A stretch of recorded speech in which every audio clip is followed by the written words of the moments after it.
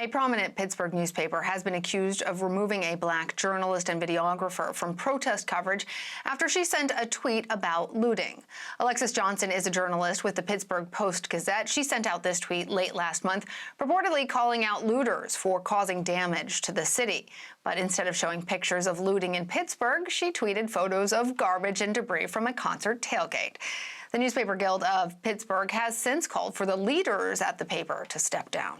For more on this, I am now joined by Dorothy Tucker. She is the president of the National Association of Black Journalists. Dorothy, CBS News has reached out to the Post Gazette, but we haven't heard back. I'm wondering, has the NABJ taken a position on this issue?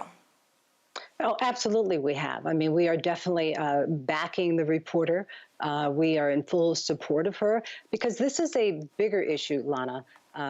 This was a case where the news managers had a problem, had an issue with her tweet. They also had an issue with a white reporter's tweet. But in this case, the black reporter was the one who was taken off the protest. The white reporter was spoken to.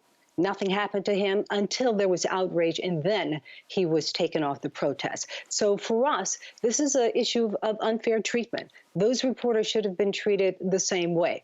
The unequal treatment is something that we see in too many newsrooms, and that is something that should be addressed. Absolutely. I agree that the newspaper should have standards for black and white journalists, all journalists. I'm wondering, though, if you feel like both of those journalists should have been reprimanded or both ought to continue their coverage, because particularly in the case of a black journalist covering these protests, she brings a invaluable perspective that some of the other journalists who are covering it might not have. Should she have been allowed with this tweet, which for many reads as fairly benign, to be able to continue to do her job? You know, it would have been nice for her to continue to do her job for the very reasons that you mentioned. This is someone who is familiar with the community. She's an African-American woman. She brings something, she brings a perspective to the table that is necessary. But the larger picture, if you're asking about the tweets and those kinds of tweets, you know, this is challenging because as reporters, we have to be perceived as fair and we have to be perceived as accurate. But on the other hand, on a national level, sometimes correspondents are allowed to kind of give their opinions. On a local level, it's different. So there's a part of me that thinks perhaps news managers, news organizations should take a second look at their social media policies and perhaps reach out to journalists and allow them to weigh in on this. I think this is something that should be revisited.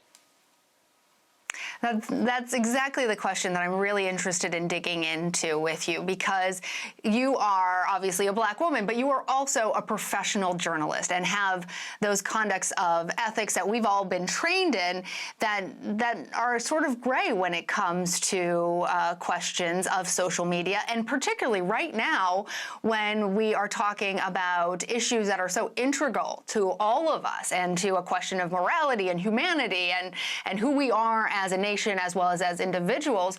At what point, it's really clear when you're a journalist covering a political candidate, a political race, you don't tweet support for one candidate.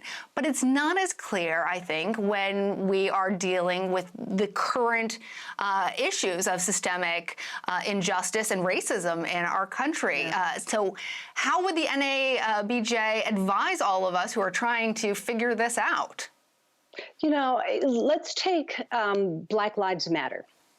You know, some people may see that as a political statement, and NABJ, we don't see that as a political statement. You know, that is a fact. Black lives matter too, because for too long, Black lives have been dismissed. Blacks have been, the victims of injustices, of racism. So this is a call to see us, to hear us, to stop some of the injustices that have happened in particular to African-American men. You guys just show stories of story after story after story after a Black man being murdered at the hands of a police officer. So the call of Black Lives Matter reporters should not be penalized and they should not be prevented from using that hashtag because it is a fact. Black lives do matter. Ms. Tucker, I'm wondering if you had the ability to just tell everybody in every newsroom to fix one thing right now. There's so much more that needs to be done, but if there was one thing that you would say every newsroom needs to change right now, what would it be? Hire more Black managers.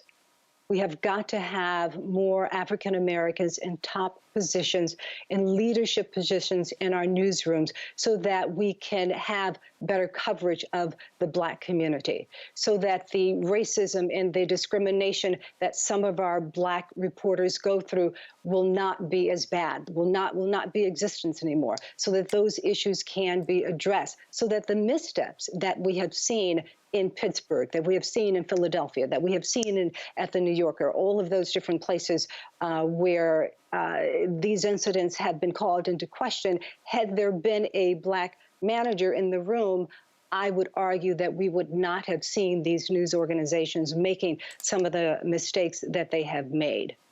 So that is at the top of my list. Let's hope that your list is heard. Dorothy Tucker, President of the National Association of Black Journalists, thank you for your time. Thank you.